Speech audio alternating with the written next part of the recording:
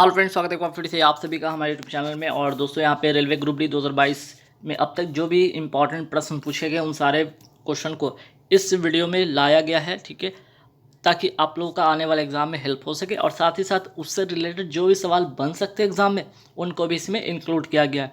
तो जो लोग नए हैं इस चैनल से जुड़ जाए, और जो लोग पहले से देख रहे हैं इस वीडियो को शुरू से अंत तक देखिएगा, ताकि आपको पता चले कि आने वाले एग्जाम में किस तरह का सवाल बन सकता है और क्या क्या अब तक आया है एग्जाम में। तो इसका सेट नंबर 5 में कराने वाला हूँ, जिसमें कि 100 प्लस क्वेश्चन में लेकर आया हूँ। इसमें तो सारे के सारे क्वेश्चन काफ़ी इंपॉर्टेंट है, आप ज़रूर देखिएगा। और हाँ, आगे बढ़ने से पहले आप लोग से को बताना चाहते हैं यहाँ पे कि जो लोग 10,000 करंट अफेयर्स वाले कर पीडीएफ नहीं लिए हैं तो ज़रूर से ज़रूर उसको परचेज कर ले, जिसमें कि 2022 के जनवरी से लेकर अगस्त तक के, ठीक है, जनवरी से लेकर अगस्त तक के सारे अपडेटेड क्वेश्चन आपको यहाँ पे मिलेंगे। साथ ही साथ 2021 वाले जो अपॉइंटमेंट है, स्पोर्ट्स हैं, अवार्ड हैं, योजना है, वो सारे के सारे इसमें मिलेगा। इसकी कीमत कितनी होगी? 100 रुपये इसकी प्राइस है पीडीएफ की। कैसे पेमेंट करना है? तो फ़ोनपे के जरिए, गूगल पे के जरिए या पेटीएम के जरिए आप पेमेंट कर सकते हैं इस नंबर पे, ठीक है, जो यहाँ पे नंबर दिख रहा हो। दूसरा पीडीएफ एक और है 8,000 क्वेश्चन वाला, जिसमें साइंस, स्टैटिक, जीके है। 80 रुपये में आप इसे परचेज कर सकते हैं। और हाँ, एक और पीडीएफ अभी लॉन्च हुआ है, वो 50 रुपये में। क्या? तो जो मैं ये करा रहा हूँ, ठीक है, जो जितने भी सेट अभी मैंने कराए हैं उसका, ठीक है, जो रेलवे ग्रुप डी में पूछे गए क्वेश्चन है उसका जो पीडीएफ 500 क्वेश्चन का, ठीक है, 500 क्वेश्चन का जो पीडीएफ तैयार हुआ है रेलवे ग्रुप डी में पूछा गया क्वेश्चन 2022 वाला, 50 रुपये में आपको पीडीएफ मिल जाएगा। पेमेंट इसी तरह से करना है, फ़ोनपे, गूगल पे, पेटीएम के थ्रू इसी नंबर पे पेमेंट करके स्क्रीनशॉट भेज दीजिएगा, आपको पीडीएफ आपके व्हाट्सएप पे मिल जाएगा।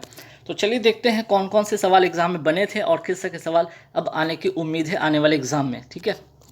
तो यहाँ पे देखिएगा, पहला सवाल यहाँ पे लेंस से आया था सवाल, ठीक है, लेंस से रिलेटेड सवाल आया था। लेंस की क्षमता का जो फॉर्मूला आता है 1/f होता है, ध्यान रखिएगा। और इससे रिलेटेड आपके न्यूमेरिकल भी बन सकते हैं, तो ध्यान रखिएगा, आप इसको कर लीजिएगा, ठीक है।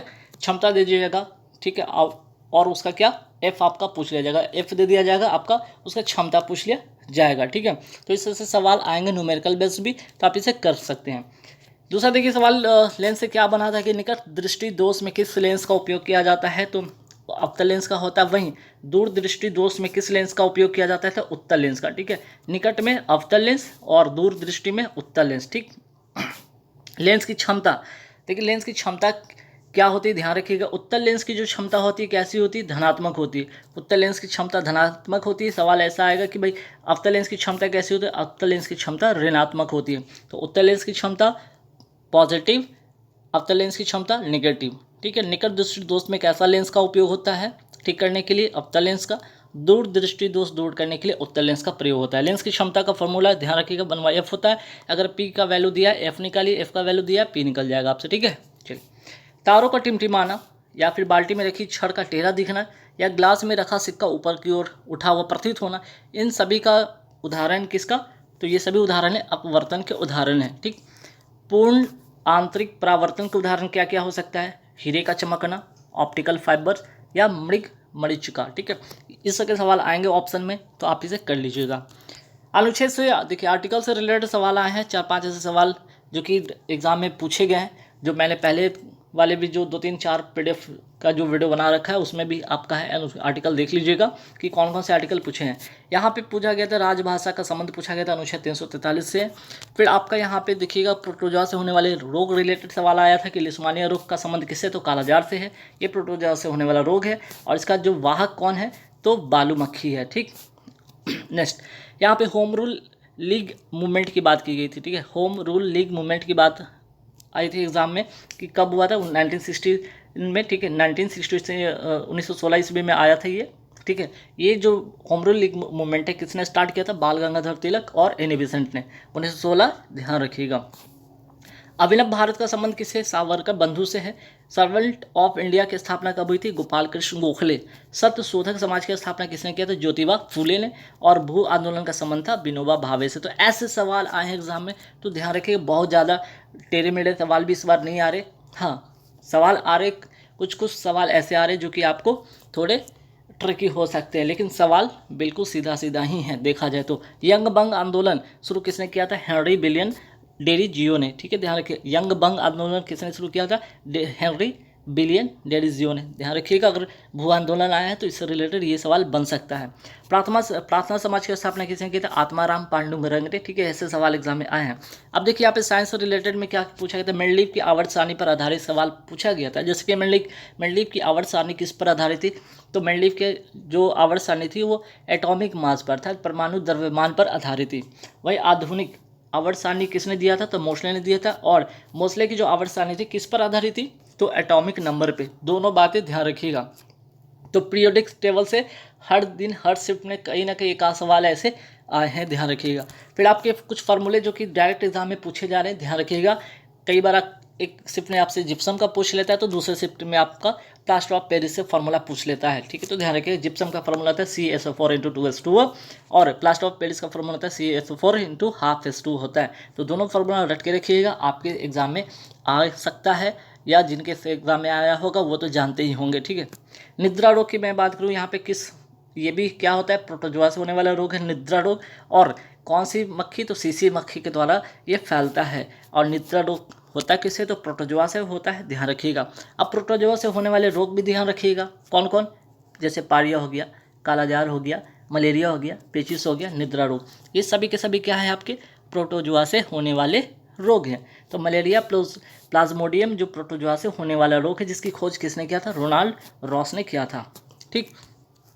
अब देखिए अभी हाल ही में क्या हुआ कि पूरे भारत में 5 ऐसे राज्य जहाँ पे चुनाव हुए। तो चुनाव जहाँ जहाँ हुए वहाँ के विधानसभा सीट याद रखिएगा, वहाँ के मुख्यमंत्री कौन है ये याद जरूर रखिएगा। तो उत्तर प्रदेश के वर्तमान में मुख्यमंत्री कौन है? योगी आदित्यनाथ।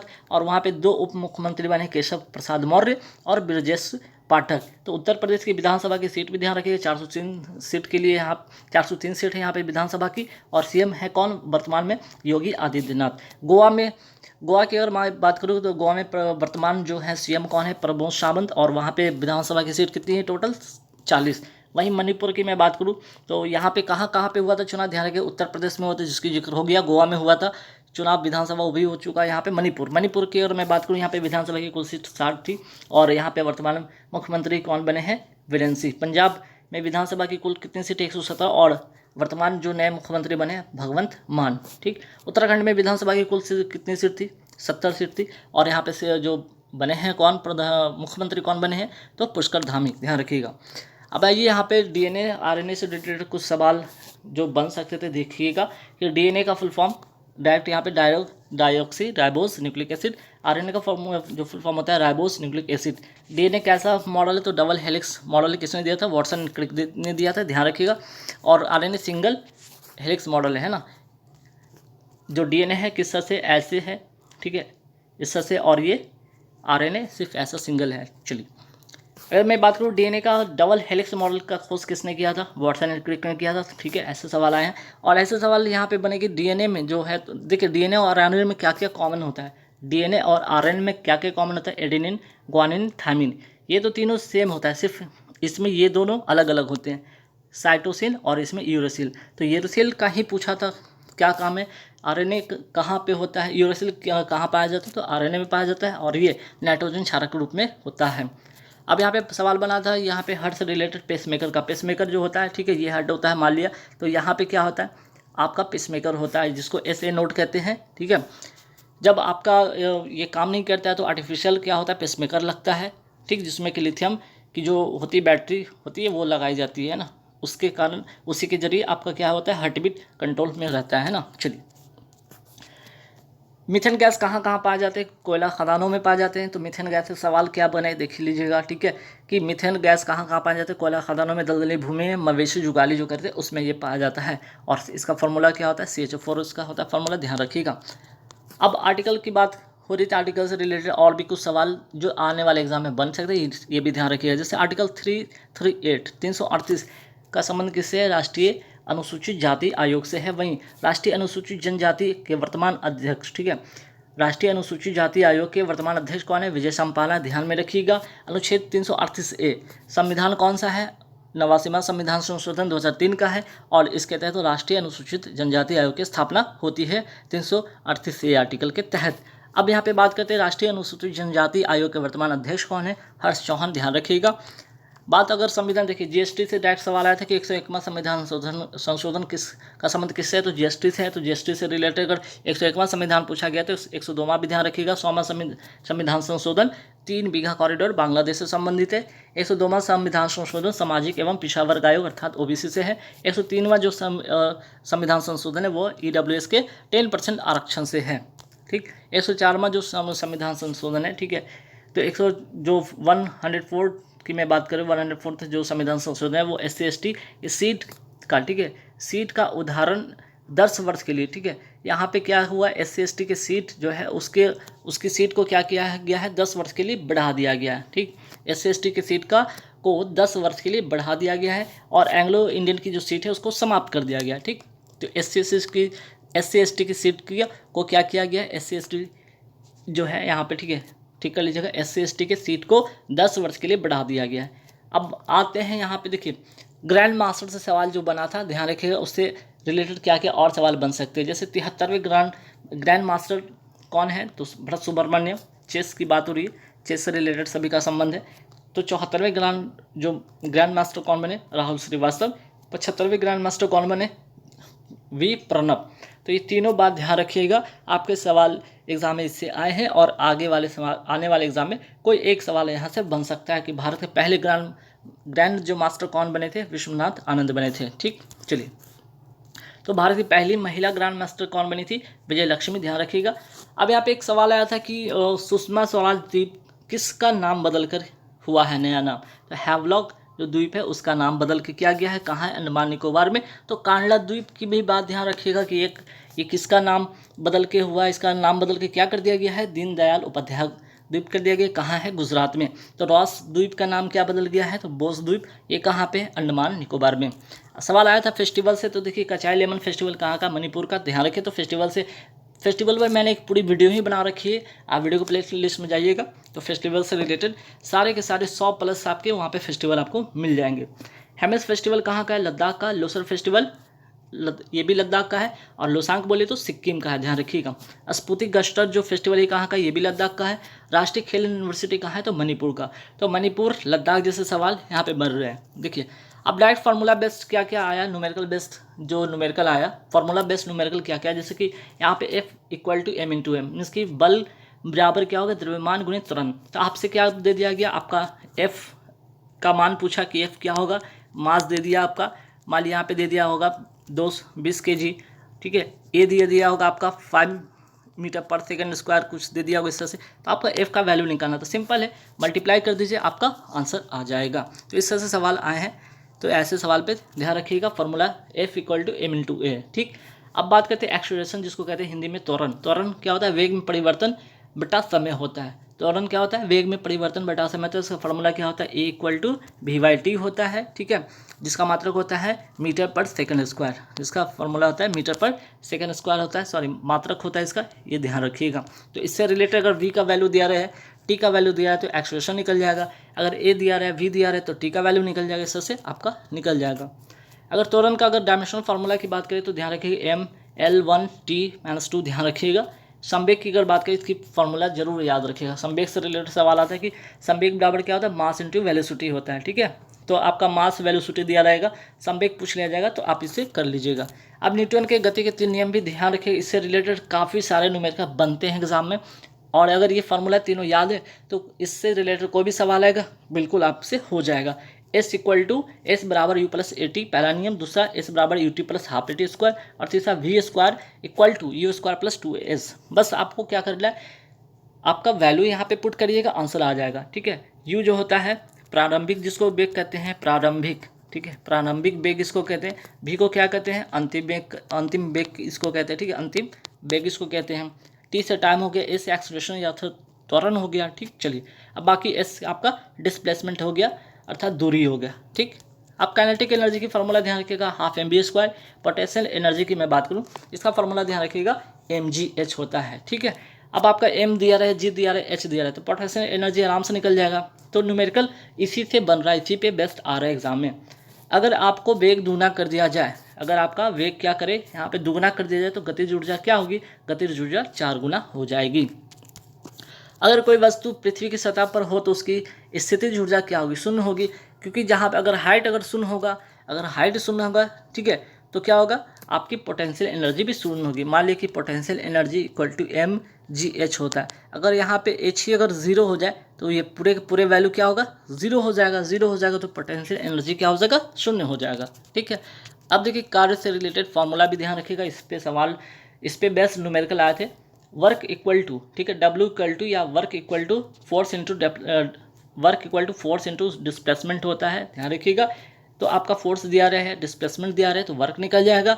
या आपका यहाँ पे वर्क दिया रहा है, फोर्स दिया रहा है, तो डिस्प्लेसमेंट निकल जाएगा। चलिए, कार्य करने की दर क्या कहलाता है, शक्ति कहलाता है। तो शक्ति से रिलेटेड से सवाल एग्जाम में बने कि शक्ति का फॉर्मूला अगर ध्यान रहेगा कि P बराबर वर्क बाई टाइम होता है। ठीक है, P अर्थात पावर हो गया, शक्ति हो गया, वर्क बाई टाइम, ठीक है, जिसका मात्रक होता है जूल पर सेकंड। ठीक है, और शक्ति का ऐसा मात्रक क्या होता है, वॉट होता है। इसका जो डायमेंशनल फॉर्मूला होता है M1L2T-2, ध्यान रखिएगा। चलिए, अब यहाँ पे आपका सेल्सियस से फ़ारेनहाइट और फ़ारेनहाइट से सेल्सियस में बदलने का एक फार्मूला ध्यान में रखिएगा। अगर इससे सवाल बनेगा तो बिल्कुल इसको कर लीजिएगा। सिंपल ये फार्मूला याद रखिएगा, C/100 F-32/180। अगर सेल्सियस पूछे तो फ़ारेनहाइट निकल जाएगा, फ़ारेनहाइट पूछे तो सेल्सियस आपका निकल जाएगा। बस वैल्यू रखिएगा, यहाँ पे आपका आंसर आ जाएगा। ठीक है, प्रकाश की चाल, प्रकाश की चाल यहाँ पे फॉर्मूला क्या होता है, प्रकाश की चाल बराबर C/μ। ठीक है, C/μ होगा, ध्यान रखिएगा। तो C का यहाँ पे C जो है यहाँ पे देखिए क्या है, प्रकाश की यहाँ पे जो चाल है C जो है यहाँ पे कितना होगा, निर्वात में। ठीक है, निर्वात में मैक्सिमम होता है प्रकाश की चाल 3 × 10⁸ मीटर पर सेकंड होता है। ठीक है, म्यू जहाँ माध्यम का अपवर्तनांक होता है, ध्यान रखिएगा। चलिए, अस्नेल से नियम, अस्नेल के नियम से डायरेक्ट यहाँ पे एग्जाम में न्यूमेरिकल पूछ जाएगा। सिंपल था, sin I बटा sin R। ठीक है, sin I बटा sin theta I equal to, ठीक है, यहाँ पे कीजिए sin थीटा I बटे sin थीटा R। ठीक है, बस इस पे क्या था, इस पे बेस्ट आपको न्यूमेरिकल बनते हैं। सिंपल वैल्यू पुट कीजिएगा, आंसर आ जाएगा। ये किसके बराबर होता है, अपवर्तनांक के बराबर होता है। आई क्या होता है, आपतित किरण होता है, जहाँ पे आर क्या होता है, परावर्तित किरण होता है। इसी को कहते हैं अंसनेल का नियम कहते हैं। ठीक है, चलिए अब आते हैं उत्तल लेंस से रिलेटेड सवाल क्या बनाता है, देखिएगा। उत्तल लेंस में प्रतिबिंब कैसा बनता है, तो उत्तल लेंस में प्रतिबिंब हमेशा वास्तविक और उल्टा बनता है। हर कंडीशन में आपका क्या होगा, वास्तविक और उल्टा बनेगा, एक्सेप्ट इसको छोड़कर। कब, जब प्रतिबिंब कब होगा, आभासी और सीधा। यहाँ तो मैंने क्या बताया, उत्तल लेंस में हमेशा क्या होगा, वास्तविक उल्टा। एक ही कंडीशन होगा जब ये आभासी और सीधा बनेगा, कब, जब वस्तु एफ और जो प्रकाशित केंद्र है उसके बीच में होगा तब। तो इसका एक एक्सेप्शन भी ध्यान रखें, बाकी सभी का सभी वास्तविक और उल्टा होगा। वहीं अवतल लेंस में जो प्रतिबिंब कैसा बनेगा, आभासी और सीधा बनेगा। ठीक है, उत्तल लेंस में वास्तविक उल्टा, तो अवतल लेंस में ठीक उल्टा, उसका वास्तविक आभासी और उल्टा का सीधा। ठीक है, अब देखिए दर्पण सूत्र से रिलेटेड सवाल बने थे कि दर्पण सूत्र अगर पता होगा तो न्यूमेरिकल इस पर आया था। ठीक है, न्यूमेरिकल इसी पे बेस्ट आया था, जहाँ पे आपको v का वैल्यू दे दिया गया, u दे दिया गया। ठीक है, u दे दिया गया तो आपसे f पूछ लिया गया, सिंपल था, आराम से निकल जाता। दर्पण सूत्र की फार्मूला याद होगा, 1/v + 1/u = 1/f। वही अगर लेंस की फार्मूला अगर पता रहे तो इस पर भी आपका आंसर निकल जाएगा, 1/v - 1/u बराबर 1/f। तो देखिए दर्पण सूत्र में यहाँ पे पॉजिटिव साइन होता है, यहाँ पे निगेटिव साइन होता है, बस ये बात ध्यान रखिएगा। आवर्तन से रिलेटेड सवाल क्या बना था न्यूमेरिकल बेस की, m बराबर -v/u होता है, ध्यान रखिए, m बराबर -v/u अर्थात प्रतिबिंब की ऊंचाई बटे वस्तु की ऊंचाई। फिर एक न्यूमेरिकल बेस इस पे आया था सवाल डायरेक्ट की फोकस दूरी त्रिज्या की आधी होती है। सबको पता है कि फोकस दूरी त्रिज्या की आधी f = r/2। अब सिंपल था यार कि अगर r की वैल्यू दिया रहे तो f तो आराम से निकल जाएगा। अगर यहाँ पे त्रिज्या 32 दे दिया जाए तो f बराबर क्या होगा, 32/2 अर्थात 16 हो जाएगा। ठीक है, 16 सेंटीमीटर आंसर। चलिए फिर आपका एक फार्मूला ध्यान में रखिएगा, क्या, तो आवृत्ति बराबर क्या होगा, यहाँ पे ध्यान रखिएगा, प्रकाश का वेग बटा तरंगदैर्घ्य, प्रकाश का वेग बटा तरंगदैर्घ्य अर्थात n = c/λ। ठीक है, आवृत्ति बराबर प्रकाश का वेग बटा तरंगदैर्घ्य। चलिए फिर एक प्रतिरोध से देखिए, प्रतिरोध का भी फॉर्मूला ध्यान में रखिएगा, प्रतिरोध बराबर ρl/a होता है। l जहाँ लेंथ होगा, ए जहाँ क्या होगा, एरिया होगा। ठीक है, तो प्रतिरोध का भी ध्यान रखिएगा। त्रिक सिद्धांत किसने दिया था, देखिए त्रिक सिद्धांत दिया था किसने, डोबेनियर ने। ठीक है, डोबेरिनर ने दिया था, ध्यान रखिएगा। और डोबेनियर का जो त्रिक सिद्धांत था किस पे आधारित था, एटॉमिक मास पे था। ठीक है, चलिए तो ध्यान से रखिएगा, यहाँ पे ध्यान रखिएगा, बिल्कुल इस तरह के सवाल एग्जाम में बढ़ रहे हैं, तो बिल्कुल। और प्रेडिक्टेबल से मैंने अभी इसमें इसी वीडियो में मैंने आपको लगभग 10 से 12 ऐसे सवाल प्रेडिक्टेबल से करा दिए, तो ध्यान रखिएगा। और एसिड क्या करेगा, लिटमस पत्र को क्या करेगा, नीला से लाल कर देगा, और क्षार क्या करेगा, लाल से नीला कर देगा। ठीक है, ध्यान रखिए। चलिए, तो यहाँ पे मैंने जैसा कि बोला था 100+ क्वेश्चन मैं कराऊंगा। इसमें जितने भी सवाल आए थे एग्जाम के सारे इसमें इंक्लूड कर दिया गया था, और जितने इससे रिलेटेड सवाल बन सकते थे उनको इसमें मेंशन किया गया है। तो गाइस पूरे वीडियो को शुरू से अंत तक देखिएगा, स्किप मत कीजिएगा। जिनका भी पेपर है आगे आने वाला एग्जाम में, जरूर वीडियो को देख के जाइए।